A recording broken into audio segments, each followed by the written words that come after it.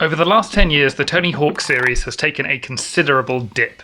What started out as a genre-making, groundbreaking icon of a generation slowly descended into weird gimmicks, undercooked ports, and cheap, quick cash-ins. To deal with that trauma, some fans have committed a complex headcanon that explains the missteps of the series as simple fractures into a parallel universe, saving the purity of everything before 2003. It should be no surprise then that when a new Tony Hawk's game is announced, promising the return of classic levels and back-to-basics gameplay, the fans rejoice harder than they ever have done since the release of Take Off Your Pants and Jacket. But wait a second, haven't we already been here before? Twice.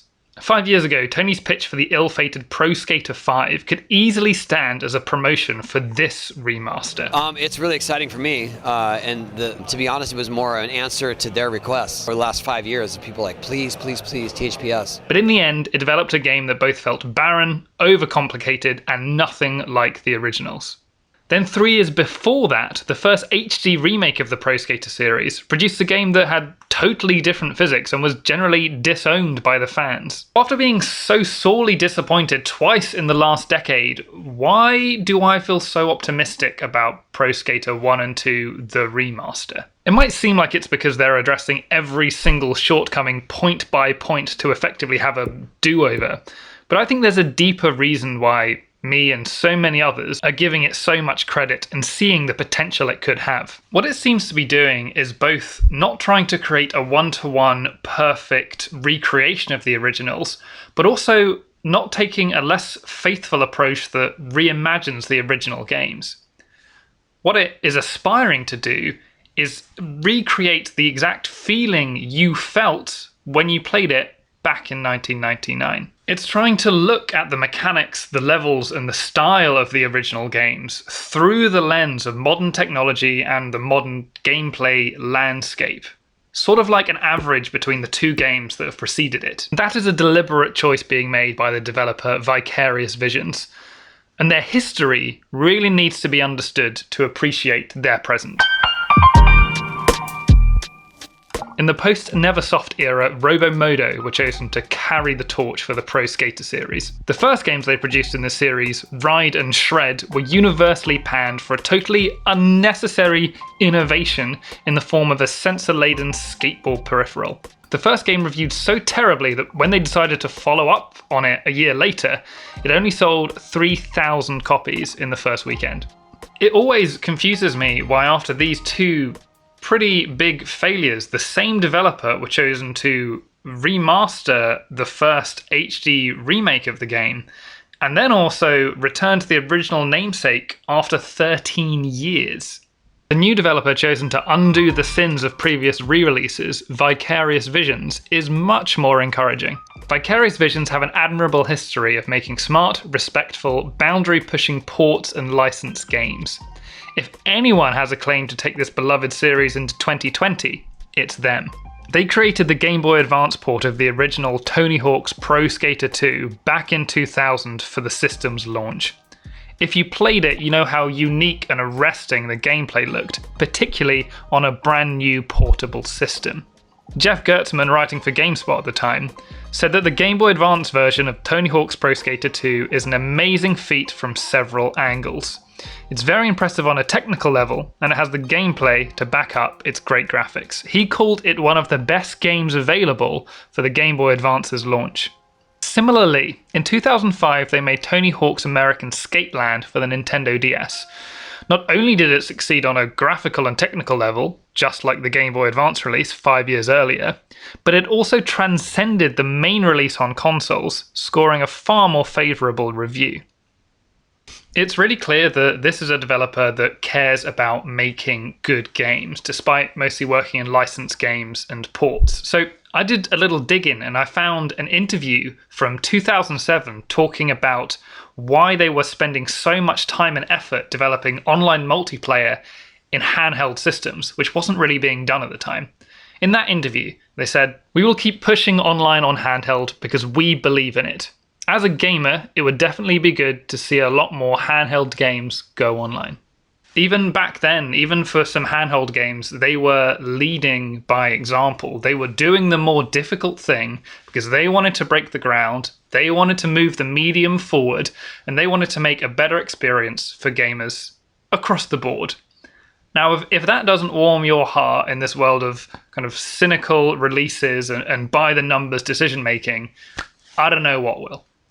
And since then, Vicarious Visions have done a lot of different things, including the massively successful and long-running Skylanders series, which ushered in a whole new category of games that a lot of other people tried to copy. Most notably and most recently, they did the remasters of the Crash Bandicoot N. Sane trilogy, which was generally well received, despite some criticisms that the total rebuilding of the engine and the controls led to some very sharp difficulty spikes. Vicarious Visions are taking a different starting point when rebuilding the Pro Skater series. The first thing they're doing is going back to basics, making sure that everything you remember is there, and everything feels the same as what you remember. Only then do they enhance it with modern technology and modern innovations. These remasters aim to feel as close to the originals as they possibly can.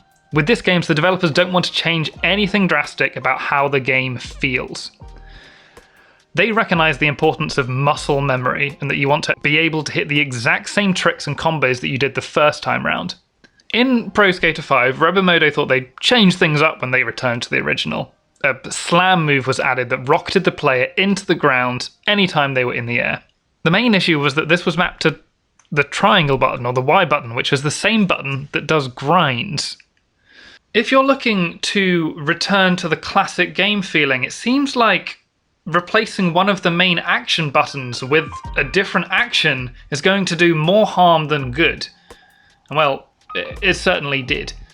This time round, they've truly returned to the basics, going back to Neversoft's code from Pro Skater 1 and 2 to model the physics of the new games. Not only is this game going to feel the same, it's also going to sound the same. The music the players hear when they're playing a game can form strong emotional connections with them, and that's certainly true in the Tony Hawk series. I mean, what happens when you hear this fill? The Tony Hawk series are responsible for my music taste of the early 2000s, and probably a lot of other kids all over the globe. Between these games and the CKY home movies, you've probably got about 90% of my iTunes collection circa 2003. The first two Pro Skater games had a total of 26 songs of classic rock, hip-hop and punk. This wouldn't be a true classic Tony Hawk's experience without being able to return to those songs. In Pro Skater HD, only 6 of them returned. The addition of 7 new songs helped pad it out, but the end result meant you would have to start hearing repeats after 44 minutes, and over half of those songs you wouldn't even recognise. Rather than a small collection of the hits, the remaster aims to add as much as possible. Yes, Goldfinger, Dead Kennedys, Primus, Rage Against the Machine and Millencolin all come back. There are going to be some omissions. As far as we can tell, 5 songs will be missing from the final version, including Bring the Noise.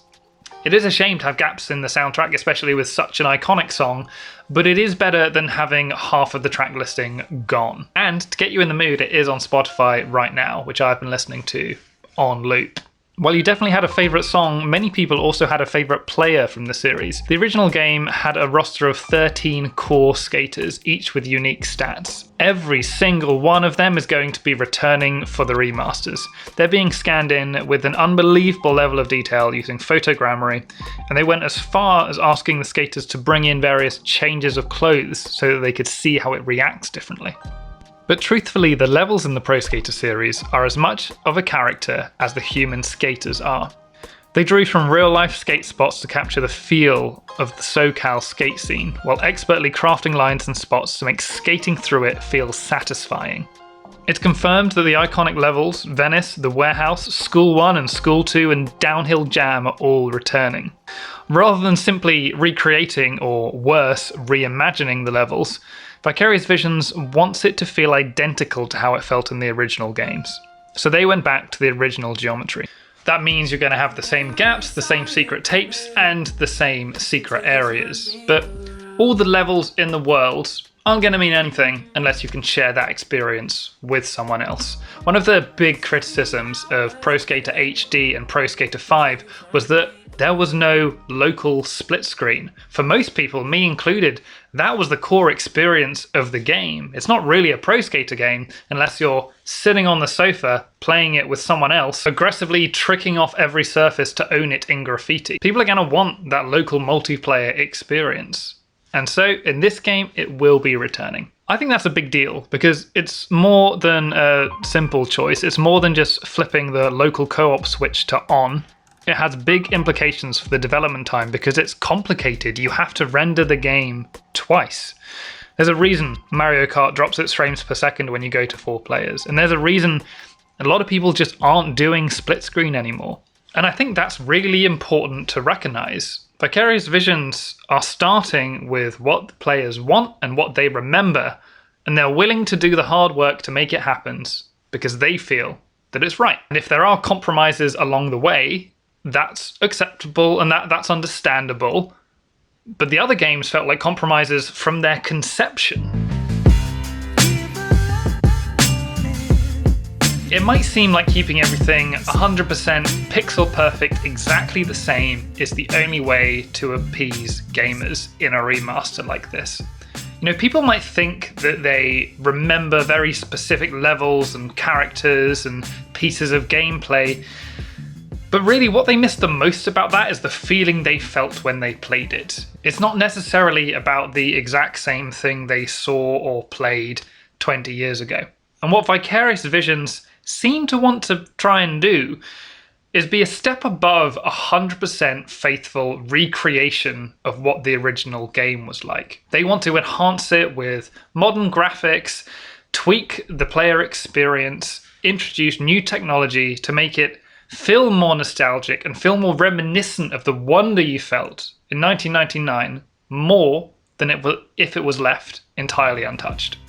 Playing the 240 pixels high graphics on the soft glow of your CRT TV might have seemed like the absolute pinnacle of graphics technology at the time, but you have to blow up that fidelity quite significantly to get the same sense of amazement and wonder the second time round. Obviously, the graphics have had a massive overhaul. The whole new lighting system, dynamic shadows, and high-resolution textures. But there's some things you may not have noticed. Vicarious Visions made a lot of fairly significant tweaks to the visual style that fit right in, rather than feel out of place. The 80s prefab school buildings in School 2 have been replaced with a Gothic-inspired college-like aesthetic. Possibly because it's creepy for a 40-year-old man to be skating around a high school. Building in the exact same style might look drab and uninspiring to skate around in ultra-high definition. This helpful revisionism extends to more than just the levels. Muscle memory comes up a lot when you talk about the Pro Skater series. After 10 years or so, we've all got our favourite lines and combos burned into our thumbs. The problem is, a lot of our favourite tricks and techniques weren't in the game until much, much later than we actually think. The Birdman himself said that people frequently misremember how late in the series the revert and the manual were introduced. They brought the revert to this remaster to enable the vert combos that so many people will remember. It also looks as though they brought some of the manual and grind extensions forward, which were introduced in later editions of the Pro Skater series. Without this, there's a risk of feeling constrained and limited by the movements, which probably isn't how you felt in 1999. One of the most exciting additions to the series in Pro Skater 2 was the ability to create your own park and skate your own lines. You could even save them on a memory card and bring them around a friend's house to show off your creation. I mean, obviously nowadays I wouldn't trust anyone with a mysterious USB stick that they promise has some cool grinds on it, so bringing this experience online has been a priority for the developer. They say that they'll be bringing the same suite of tools online, but also making some additions. The toolset will be expanded to allow you to do more with the pieces.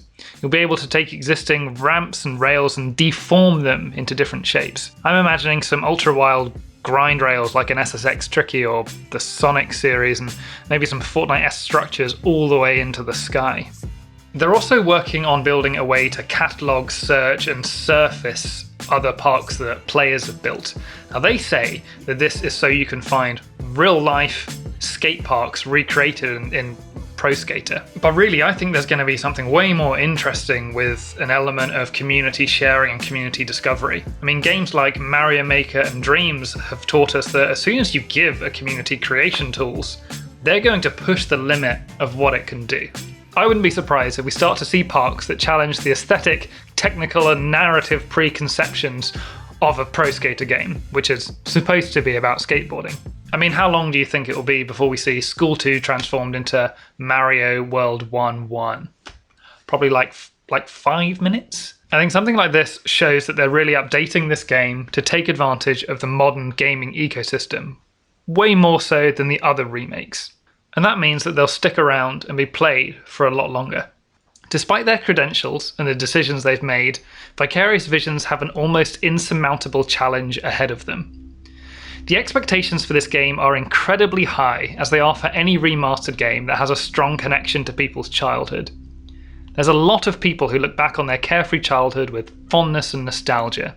There's a lot of jaded adults who wish they could be kids again, without responsibilities and without bills to pay. When a game like this is announced and it hits all those beats with the gameplay, the music, the visuals, it starts to give us that warm, fuzzy feeling, like when we were a kid again. And we like that feeling, and we chase that feeling, and we want to get more of it. And we start believing that a game like this will give us those warm, fuzzy feelings indefinitely, and that once we get our hands on it, we'll finally start feeling that feeling again. We'll finally feel happy, we'll finally get what we've been missing for over 20 years. And then the game comes, and it doesn't feel like that. And that's not because there might be microtransactions in it in the future, and that's not because the demo is a pre-order exclusive. Those things are definitely different to 20 years ago, and those things are annoying, but that's not why it doesn't feel the same. It doesn't feel the same because you're not the same. It's not going to feel the same way it did when you were 9 because you're not 9 anymore. You are different. The world is different. And that's not good or bad by definition, but it's true. And you can't change it back. It's not going to change back, and this game will not change it back. The moment you try to take nostalgia and turn it into something tangible, something permanent, it's no longer nostalgia. That's just your life. If Vicarious Visions can just about meet the expectations placed on this game, they say they'd love to see more in the future. Tony Hawk specifically mentions wanting to follow this up with remastering 3 and 4. Some Reddit users have even uncovered a hint that there may be more rebooted games in the pipeline. And obviously everyone wants to see Tony Hawk's Underground, a fan favourite of the series, to be given the same treatment. But all of that is dependent on this game being a success. It's dependent on this game hitting the expectations that people have for it. And maybe this all doesn't work out. Maybe by the time this game is released, this is viewed as another misstep in the slowly declining recent history of the Tony Hawk series. But I'm optimistic. I think one of the things they're doing with the player skater models kind of sums up the approach with this that's different from previous renditions. In addition to sprucing up the 1999 era skaters, the skaters' 2020 models will also be carving it up in these remasters. Yes, that means them in their current age, complete with greyed hair, dad bods, and presumably much more updated clothing. And to me that says yes. Revere the past, respect the past, recreate it to the micron if you have to, but also appreciate how far we've come. Look at what we've learned, look at what we've achieved, and look at where we are now. Balancing these two ideas could finally come out with a game that gives the gamers who remember the series so fondly from the early 2000s something they've been looking for a long time. And if it doesn't work out, then I guess we'll have to scrub it from the timeline.